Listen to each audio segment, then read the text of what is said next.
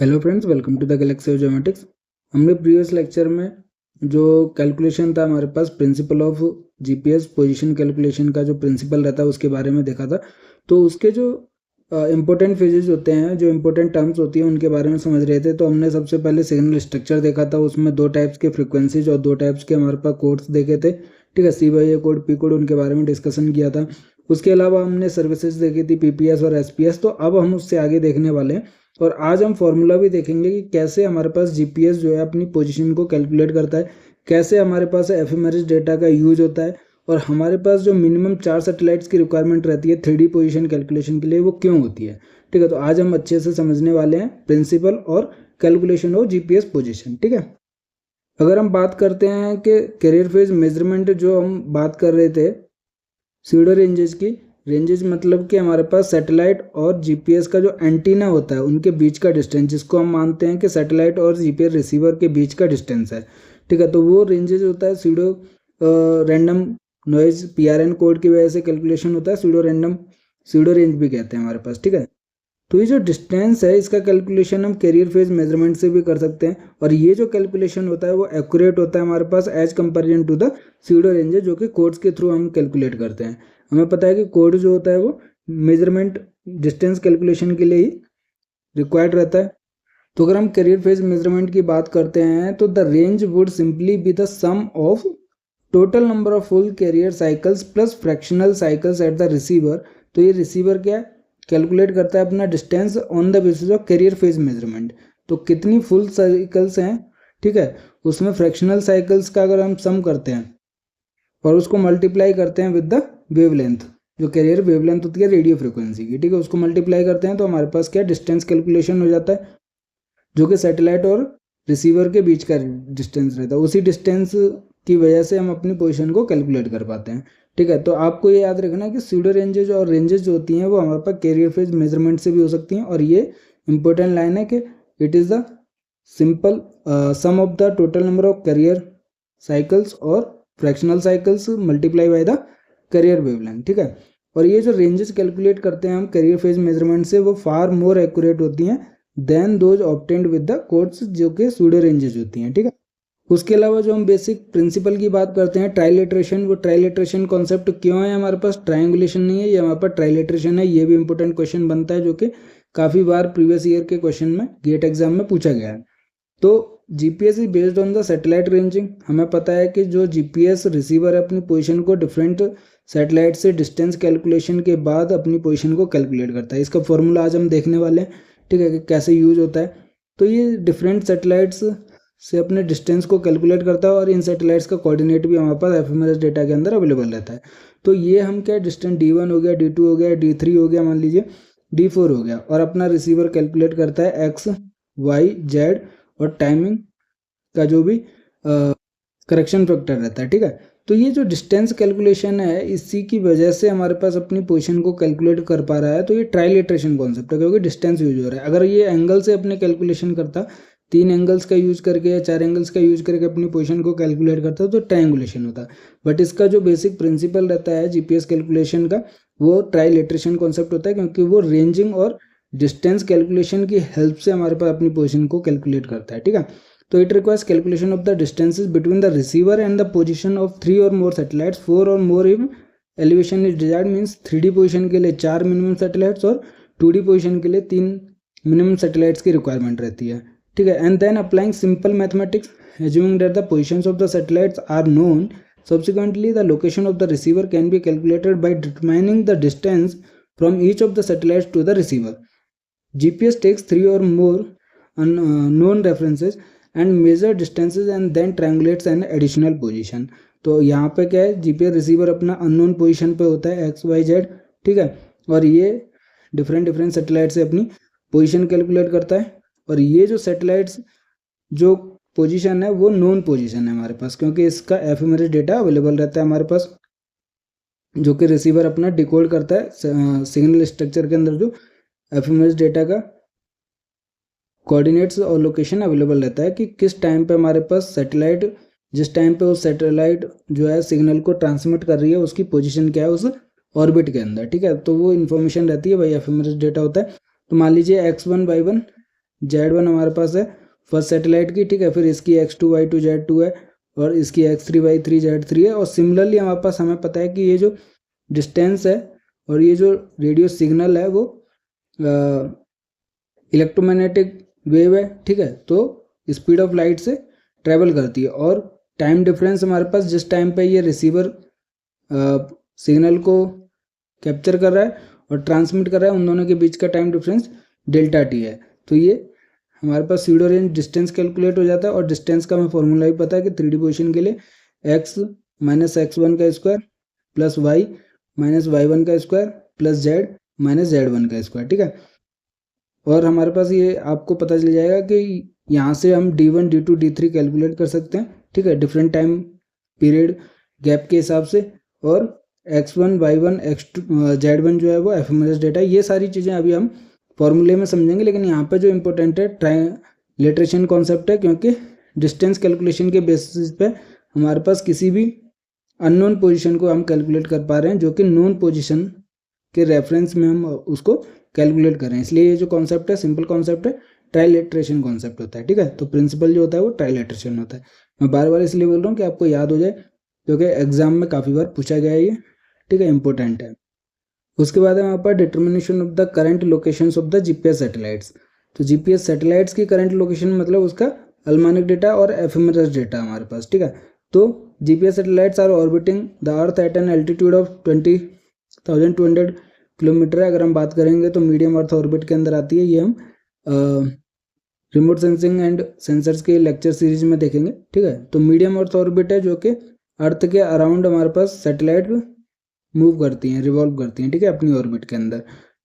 जो earth surface से altitude कितना है हमारे पास जीपीएस सैटेलाइट्स का 20,200 किलोमीटर है। तो US department of defence can predict the paths of the satellite versus time with great accuracy.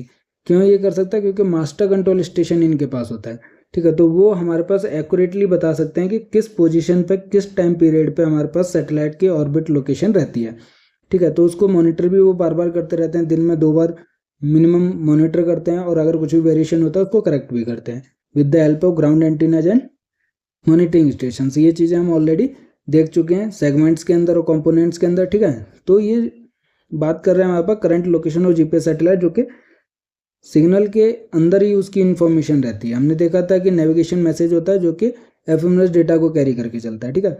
Furthermore, the satellites can be periodically adjusted by huge land-based radar system. Therefore, the orbits and thus the locations of the satellites are known in the advance. और हमें पता है trilateration concept इसलिए क्योंकि position of satellites क्या known है हमारे पास, हमें उनकी लोकेशन ऑलरेडी पता है कि वो कोऑर्डिनेट्स क्या है हमारे पास, ठीक है। जो अननोन है वो है हमारे पास रिसीवर की लोकेशन वहाँ पर अननोन है। तो ये हमारे पास नोन पोजीशन से हम किसी अननोन पोजीशन को कैलकुलेट कर रहे हैं, ये हमारे पास का ट्रायलेटरेशन कॉन्सेप्ट है।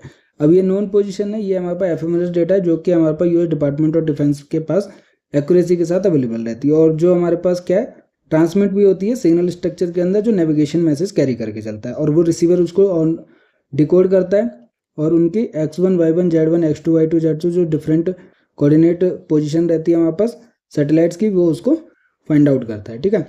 और उसके बेसिस पे हमारे पास कैलकुलेशन होती है। कैलकुलेशन का फॉर्मूला अभी हम देखेंगे, ठीक है। तो today's GPS receivers store this orbit information for all of the GPS satellites in what is known as the almanac data, जिसको हम क्या है अलमानिक डेटा कहते हैं। अब देखिए यहाँ पे जो मैं बात कर रहा था कि ईच जीपीएस सैटेलाइट कंटिन्यूसली, ठीक है, ये कंटिन्यूअली है, कंटिन्यूसली ब्रॉडकास्ट द अलमानक, मतलब कि सैटेलाइट जो सिग्नल होता है वो कंटिन्यूसली ब्रॉडकास्ट होता है। तो उसी सिग्नल स्ट्रक्चर के अंदर कंटिन्यूसली जो अलमानक और कोऑर्डिनेट और एफएमआरएस डेटा होता है वो उसके अंदर अवेलेबल रहता है। तो your GPS receiver will automatically collect this information and store it for future reference. इसको क्या फ्यूचर रेफरेंस के लिए स्टोर करता है। The US department of defence constantly monitors the orbits of the satellites looking for deviations from predicted values. तो जैसे मैंने आपको बताया कि जो मास्टर कंट्रोल स्टेशन है, मॉनिटरिंग स्टेशन हैं, वो उनके लोकेशंस को कंटिन्यूसली क्या मॉनिटर करते हैं, और कुछ भी वेरिएशन होता है, अगर कुछ भी डेविएशन होता है तो उसको करेक्ट करते हैं। तो any deviations caused by the natural atmospheric phenomenon such as gravity are known as the FMRS errors होता है। By using the information from the almanac together with the FMRS error data, the position of a GPS satellite can be very precisely determined.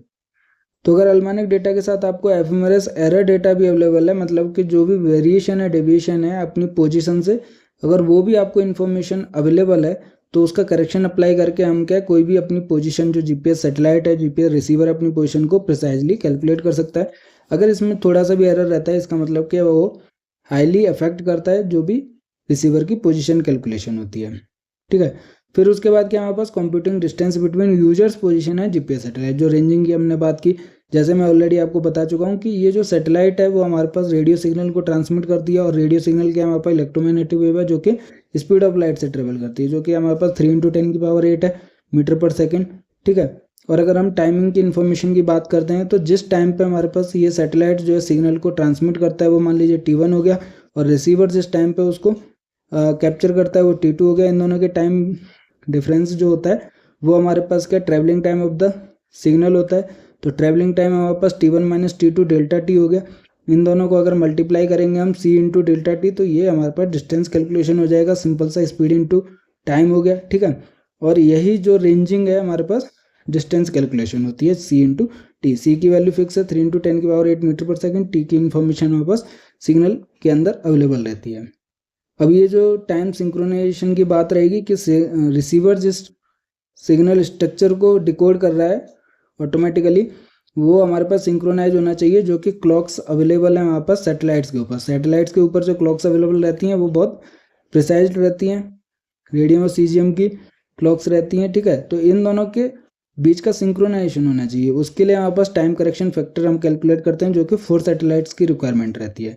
इसलिए हमारे पास 3D position calculation के लिए क्या है, एक X Y Z 3 unknown points के लिए और एक टाइम करेक्शन फैक्टर के लिए हमारे पास 4th इक्वेशन ऑफ 4 सैटेलाइट्स की रिक्वायरमेंट रहती है।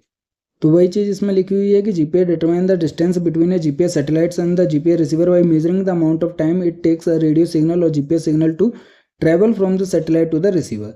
Radio waves travel at the speed of light which is 3 × 10⁸ metre per second है ये, ठीक है। ये प्रिंटिंग मिस्टेक है, सॉरी टाइपिंग मिस्टेक है, ठीक है। तो ये 10⁸ है। So if the amount of the time it takes for the signal to travel from the satellite to the receiver is known, the distance from the satellite to the receiver means distance is equal to speed into time can be determined, ठीक है। तो जो formula बताया distance is equal to speed into time से हम calculate कर सकते हैं। If the exact time when the signal was transmitted and the exact time when it was received are known, the signals travel time can be determined. तो उन दोनों का time difference हमारे पास क्या हो जाएगा, ट्रेवल टाइम हो जाएगा सिग्नल का, ठीक है। और उसी को हम स्पीड ऑफ लाइट से मल्टीप्लाई कर देंगे तो दोनों के बीच का डिस्टेंस कैलकुलेट हो जाता है। In order to do this, the satellites and receivers use very accurate clocks which are synchronized so that they generate the same code at exactly the same time. तो जो सैटेलाइट और receivers की जो clock है जिसको decode करने के बाद सेम टाइम को मेजर कर सके या फिर फाइंड आउट कर सके, उसके लिए हमारे पास सिंक्रोनाइजेशन बहुत ज़रूरी होता है। और उसी के लिए हमारे पास क्या 4th इक्वेशन ऑफ 4 सैटेलाइट की रिक्वायरमेंट रहती है। उसके बाद जैसे यहाँ पे हम अच्छे से समझते हैं कि requirement of 4 satellite for determination of 3D position क्यों रहती है हमारे पास, कि 3 मेजरमेंट्स अवेलेबल रहती हैं एक्स वाई जेड कैलकुलेशन के लिए, क्योंकि 3 अननोन्स है, 3 इक्वेशन, 3 ही डिस्टेंस की रिक्वायरमेंट रहेगी।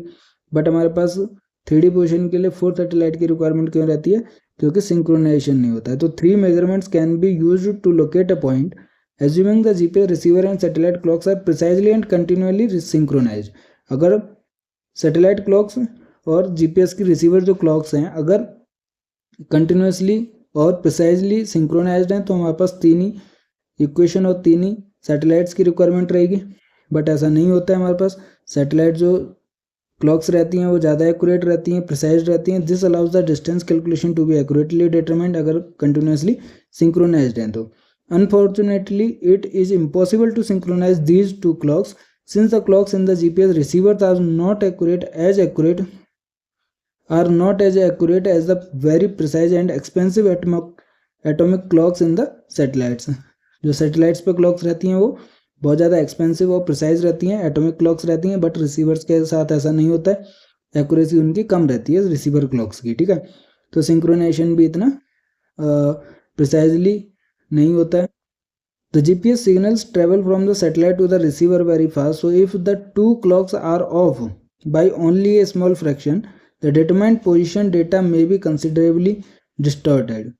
तो अगर हमारे पास रिसीवर और सैटेलाइट क्लॉक्स के बीच में भी अगर थोड़ा सा भी वेरिएशन है, सिंक्रोनाइज्ड नहीं है हमारे पास, जो कि सैटेलाइट क्लॉक्स क्या है बहुत फास्ट होती हैं, तो अगर स्मॉल फ्रैक्शन भी हमारे पास वेरिएशन है इन दोनों के बीच में, तो पोजीशन का जो एक्यूरेसी रहेगी बहुत ज़्यादा डिग्रेड हो जाती है हमारे पास, ठीक है।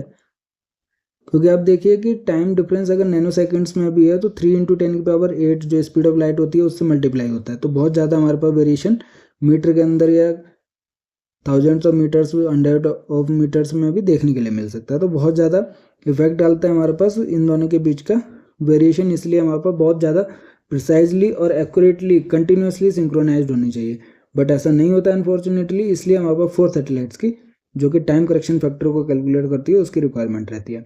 जो हम बात कर रहे थे फॉर्मूलाज की, इसको समझ लेते हैं अच्छे से। यहाँ पे आपको समझ आ जाएगा कि फोर्थ जो है टाइम करेक्शन फैक्टर वो क्या है, कैसे हमारे पास रिक्वायरमेंट रहती है। देखिए यहाँ पे क्या है, TC is the time correction, जो कि कैलकुलेट करना पड़ता है प्रिसाइजली और एक्यूरेटली पोजिशन कैलकुलेशन के लिए, ठीक है। देखिए हमारे पास क्या है कि GPS calculation in the receiver uses 4 equations in the 4 unknowns. हमारे पास 3D पोजिशन के लिए एक्स वाई जोड़ तो 3 अननोन से ही, साथ के साथ TC है हमारे पास टाइम करेक्शन फैक्टर, ठीक है। तो 4 इक्वेशन की जरूरत पड़ती है हमारे पास 4 सैटेलाइट्स के लिए, ठीक है। 4 सैटेलाइट्स की रिक्वायरमेंट रहती है हमारे पास 4 अननोन्स के लिए, अगर आपको 3D पोजिशन एक्यूरेटली कैलकुलेट करनी है तो। जिसमें से आप देखोगे कि XYZ are the receivers coordinates and TC is the time correction for the GPS receivers clock. अब ये 4 इक्वेशन क्या है, 4 अननोन्स तो हमें पता चल गए, XYZ और TC हो गया। अब देखिए D1 हो गया, D2 हो गया, D3, D4, ये 4 इक्वेशन हो गई। डिस्टेंस है ये हमारे पास सैटेलाइट और रिसीवर के बीच का, जो कि स्पीड ऑफ लाइट इनटू का टाइम से मल्टीप्लाई करके कैलकुलेट किया गया, और वही इक्वल टू है हमारे पास फर्स्ट सैटेलाइट से। अगर मैं आपको फिगर से समझाऊं तो ये हमारे पास रिसीवर हो गया, ये हमारे पास क्या सैटेलाइट हो गई, ठीक है। थोड़ा पीछे बनाता हूँ जिससे कि फॉर्मूला भी दिख जाए। तो ये हमारे पास फर्स्ट सैटेलाइट्स हो गई, और इन दोनों के बीच का जो डिस्टेंस है वो हमारे पास D1 है। इसके जो कोऑर्डिनेट्स हैं एफिमेरस कोऑर्डिनेट, जो ऑर्बिट के अंदर इस प्रेजेंट ऑफ टाइम पे, जिस टाइम पे हमारे पास सिग्नल इसने ट्रांसमिट किया है, वो है हमारे पास X1, Y1 और Z1। और अननोन जो पोजीशंस हैं वो है हमारे पास रिसीवर की X, Y और Z, ठीक है। और टाइम इसने क्या है, T1 हमारे पास है ये वाला, जिस टाइम पे इसने सिग्नल को ट्रांसमिट किया, और ये ये TR1 है हमारे पास, जिस टाइम पर रिसीवर ने इसको सिग्नल को रिसीव किया। तो इन दोनों के बीच का टाइम डिफरेंस हमारे पास क्या हो जाएगा, वो ट्रैवलिंग टाइम हो जाएगा रेडियो सिग्नल का। तो D1 जो हम कैलकुलेट करेंगे दोनों के बीच का डिस्टेंस, वो कैसे कैलकुलेट करेंगे, speed of light C into का टाइम डिफरेंस है TT1 माइनस का TR1, और TC हमारे पास सिंक्रोनाइजेशन के लिए टाइम करेक्शन फैक्टर है, जो हर एक इक्वेशन में लगाया जाएगा, ठीक है। सिमिलरली देखिए, और डिस्टेंस कैलकुलेशन होता है X² + Y² + Z², X1 minus X2 का स्क्वायर होता है, तो X1 माइनस X का स्क्वायर हो गया, प्लस का Y1 माइनस Y का स्क्वायर हो गया, प्लस का Z1 माइनस Z का स्क्वायर हो गया, ठीक है, और इसका स्क्वायर रूट हो गया। तो ये स्क्वायर रूट से हमारे पास क्या डिस्टेंस कैलकुलेशन है, दोनों को इक्वेट किया, तो हमारे पास फर्स्ट इक्वेशन बन गई। अब इसमें हमारे पास देखा जाए तो अननोन क्या क्या है, एक तो TC है, हमें इन दोनों की इन्फॉर्मेशन, जो टाइम की इन्फॉर्मेशन है वो मिल जाएगी हमारे पास सिग्नल के अंदर, ठीक है, किस टाइम पे उसने सिग्नल को ट्रांसमिट किया सैटेलाइट ने, और ये रिसीवर खुद ही कैलकुलेट कर लेगा कि किस टाइम पे उसने उसको कैप्चर किया। C हमारे पास 3 × 10⁸ है, स्पीड ऑफ लाइट है, तो ये अननोन नहीं है, ये अननोन नहीं है, अननोन है हमारे पास TC टाइम करेक्शन फैक्टर, एक अननोन हो गया। दूसरा अननोन हो गया हमारे पास X, Y, Z, 3 अननोन हो गए यहाँ पर, और एक यहाँ पर, टोटल 4 अननोन्स हो गए हमारे पास। और ये X1, Y1, Z1 क्या एफएमएस डेटा है, कोऑर्डिनेट इन्फॉर्मेशन है सैटेलाइट की, जो कि सिग्नल स्ट्रक्चर के अंदर ऑलरेडी कोड से और नेविगेशन मैसेज के अंदर ऑलरेडी अवेलेबल रहती है। तो अननोन हमारे पास फर्स्ट इक्वेशन में 4 है, इसलिए हमारे पास 4 इक्वेशन की रिक्वायरमेंट रहती है। मिनिमम 4 सैटेलाइट से हम D1, D2, D3, D4 calculate करते हैं इसी। तो जैसे हमने फर्स्ट सैटेलाइट से, एक सैटेलाइट से हमने कैलकुलेट किया, सिमिलरली हम दूसरी सैटेलाइट से करते हैं, रिसीवर जो है अपना कैलकुलेट करता है, 1 हो गया, 2 हो गया, ठीक है, 3 हो गया, सिमिलरली हमारे पास 4 हो गया। तो ये 4 सैटेलाइट से इसमें कैलकुलेट किया D1, D2, D3, D4, ठीक है। और C की वैल्यू सेम रहेगी, TC correction factor, time correction factor same रहेगा। ये जो ट्रांसमिटिंग टाइम रहेगा और रिसीविंग टाइम रहेगा ये डिफरेंट रहेगा हर एक सैटेलाइट्स के लिए, और उनका जो कोऑर्डिनेट्स हैं X2 Y2 Z2 second satellite के लिए, क्योंकि फर्स्ट है X1 Y1 Z1, ठीक है। ये हमारे पास X2 Y2 Z2, फिर सिमिलरली हमारे पास X3 Y3। तो अगर आपने देखा होगा ये हमारे पास मिनिमम 4 सैटेलाइट्स की हम बात कर रहे हैं, बट ऐसा नहीं होता है। अगर आप किसी भी फ़ोन में देखोगे और आप अपनी लोकेशन को शेयर कर रहे हो, उसके अंदर रिसीवर है, तो वो अपनी पोजीशन क्या है, डिफरेंट नंबर ऑफ सैटेलाइट से वो अपनी पोजीशन को कैलकुलेट करता है। तो जितनी देर तक वो सैटेलाइट के कांटेक्ट में रहता है उतनी ज़्यादा एक्यूरेसी वो अचीव करता रहता है। पहले आप देखोगे कि 25 मीटर की एक्यूरेसी मिल रही है, फिर 20 मीटर की एक्यूरेसी मिल रही है। सिमिलरली आप देखोगे तो 5 मीटर तक की एक्यूरेसी आपको मिल जाती है जब आप व्हाट्सएप पे भी अपनी लोकेशन शेयर करते हो। वो इसलिए क्योंकि वो ज़्यादा से ज़्यादा नंबर ऑफ सैटेलाइट्स के कॉन्टैक्ट में आता है जो रिसीवर रहता है, और उसी के बेसिस पे हमारे पास D1 D2 D3 D4 D5 D6 D7 ऐसे कैलकुलेट करने के बाद अपनी एक्यूरेटली जो क्या है XYZ पोजीशन को कैलकुलेट करता है। तो जितना ज़्यादा नंबर ऑफ सैटेलाइट्स के कांटेक्ट में आता है, जितनी देर के लिए आता है हमारे पास, उतना क्या है पोजीशन क्या है कैलकुलेट एक्यूरेसी बढ़ती रहती है हमारे पास। तो ये कॉन्सेप्ट हम क्या DGPS टेक्निक्स में भी देखेंगे, जब हम एक जो रेफरेंस रिसीवर रहता है वो अपना फिक्स्ड नोन पोजीशन पर रहता है, ठीक है। ये चीज़ हमने शायद देखी है, बेसिक कॉन्सेप्ट देखा है इसका फर्स्ट यूनिट के अंदर। तो ये क्या है, जितने नंबर ऑफ सैटेलाइट्स और जितने नंबर ऑफ टाइम पीरियड के लिए अवेलेबल रहता है उतनी ज़्यादा एक्यूरेसी इसकी बढ़ती रहती है। और फिर वो इस नोन पोजीशन के साथ कंपेयर करता है, जो भी वेरिएशन होता है, जो भी एरर रहता है, उसको रेडियो सिग्नल या सैटेलाइट सिग्नल की हेल्प से उसको रोवर रिसीवर में एक्यूरेसी और करेक्शन फैक्टर लगाता है, जिससे कि एक्यूरेसी अचीव होती है, ठीक है। तो ये हमारे पास DGPS टेक्निक का है। और मेरे कहने का मतलब यहाँ पर है कि ये जो 4 हम सैटेलाइट्स की बात कर रहे हैं वो 4 नहीं है, मिनिमम 4 हैं। कम से कम आपको 4 इक्वेशन और 4 सैटेलाइट्स की रिक्वायरमेंट रहेगी, क्योंकि 4 उन्होंने TC X Y और Z हमारे पास, ठीक है। तो इन चारों इक्वेशन को रिसीवर जो है उनको कैलकुलेट करता है, ठीक है, और अपनी अननोन पोजीशन को XYZ को कैलकुलेट करता है विद एक्यूरेसी, अगर जितनी नंबर ऑफ सैटेलाइट्स के कांटेक्ट में आके वो अपनी डिस्टेंस कैलकुलेशन और पोजीशन कैलकुलेशन करता है। अब इसमें आप देखोगे कि C स्पीड ऑफ लाइट है 3 × 10⁸ metre per second, T1 T2 T3 T4 ऐसे करोगे तो ये 1 2 3 4 सैटेलाइट रेस्पेक्टिवली, ठीक है। और हमारे पास और नंबर ऑफ सैटेलाइट्स भी हो सकती हैं, D5 D6 and so on हो सकता है हमारे पास, ठीक है। Transmitted their signals this times are provided to the receiver as a part of the information that is transmitted, जो कि सिग्नल के अंदर अवेलेबल रहता है। बात आती है हमारे पास रिसीवर टाइम की, कि TR1 R2 R3 R4 क्या times that the signals from GPS satellites 1 2 3 4 respectively are received according to the inaccurate GPS receivers clock. तो ये क्या इनएक्यूरेट GPS रिसीवर क्लॉक्स के हिसाब से इसको कैलकुलेट किया जाता है। तो उसके लिए हमारे पास TC टाइम करेक्शन फैक्टर की रिक्वायरमेंट रहती है। X1 Y1 Z1 हमारे पास क्या कोऑर्डिनेट्स ऑफ GPS सैटेलाइट 1 है। These coordinates are provided to the receiver as a part of information that is transmitted, जो कि नेविगेशन मैसेज रहता है सिग्नल स्ट्रक्चर के अंदर, ठीक है। तो सिमिलरली अगर आप देखोगे X2 Y2 Z2 X3 Y3 Z3 X4 Y4 Z4 जो है डिफरेंट नंबर ऑफ सैटेलाइट्स के रेस्पेक्ट में उसका कोऑर्डिनेट सिस्टम रहता है, ठीक है। तो the receiver solve these equation simultaneously to determine X Y Z and TC। तो 4 अननोन फैक्टर्स हैं और 4 ही हमारे पास सैटेलाइट्स 4 इक्वेशन के लिए चाहिए होती हैं। 3D पोजीशन कैलकुलेट करना है तो मिनिमम 4 सैटेलाइट। 2D पोजीशन की अगर हम बात करते हैं तो X Y और TC 3 minimum equation, 3 minimum satellites की रिक्वायरमेंट रहती है, ठीक है। तो ये फॉर्मूला हमारे पास बेसिक प्रिंसिपल है हमारे पास GPS सैटेलाइट्स का। अगर हम टाइप्स ऑफ GPS रिसीवर और डेटा फॉर्मेट्स की बात करते हैं तो GPS रिसीवर जो हैं वो डिफरेंट उनके नंबर ऑफ फ्रिक्वेंसीज के बेसिस पर क्लासिफिकेशन रखते हैं, ठीक है। तो अगर आप देखोगे कि GPS receiver is significant since it catches and recognize the signals and decodes them according to the 3 dimensional factors X Y Z और time correction factor, latitude longitude और हमारे पास क्या एल्टीट्यूड की बात हो रही है, तीनों को कैलकुलेट कर सकता है GPS रिसीवर। तो this special radio receiver returns the output to the user in a usable form.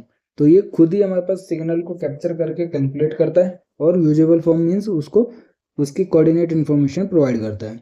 It is composed of an antenna. अब रिसीवर के अंदर क्या क्या होता है, जैसे एंटीना होता है tune to the satellite frequencies पे जो ट्यून रहता है, प्रोसेसर होता है, और इन मोस्ट कंज्यूमर यूनिट्स है keypad and display navigation information to the operator.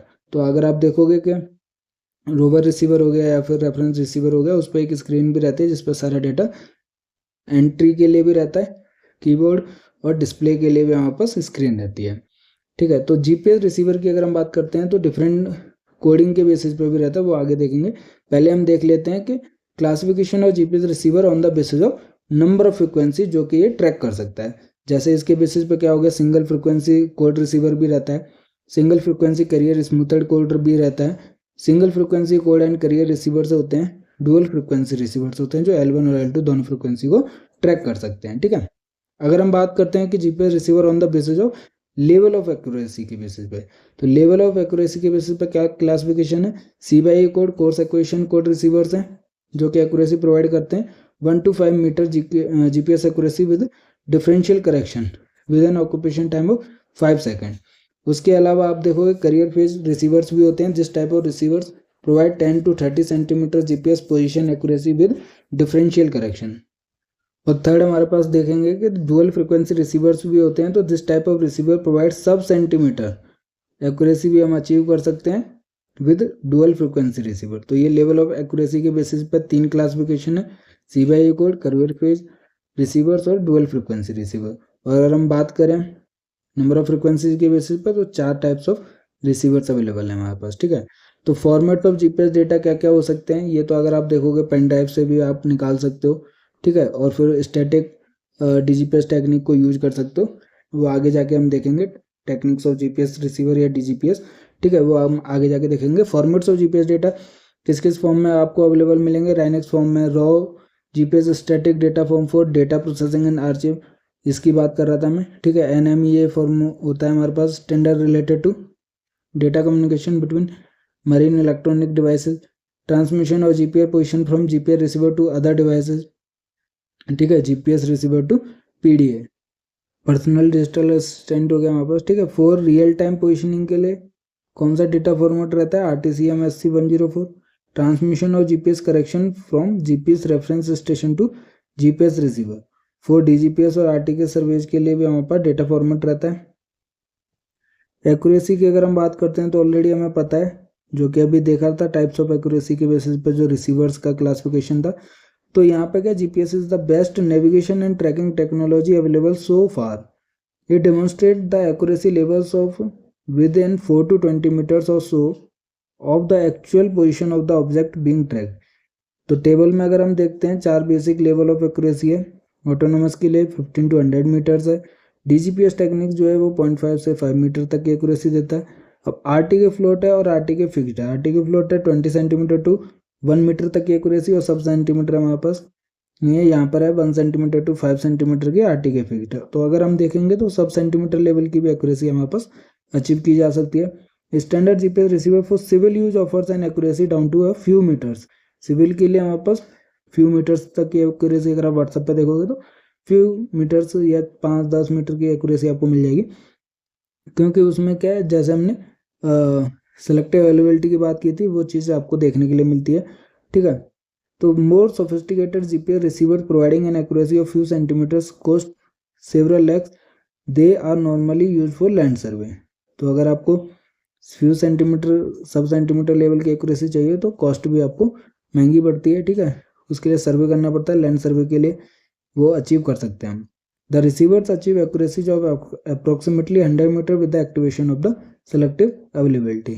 Selective availability के लिए हमारे पास एक्यूरेसी कम हो जाती है। The accuracy enhances to approximately 15 metre after the deactivation of the selective availability. This depends on the number and position of available satellites. Number of satellites पर भी डिपेंड करता है कि वो रिसीवर कितने से अपनी पोजीशन को कैलकुलेट कर पा रहा है, कितनी सैटेलाइट्स के कांटेक्ट में वो आ पा रहा है, इसलिए डिपेंड करता है हमारे पास कितनी एक्यूरेसी वो अचीव कर सकता है।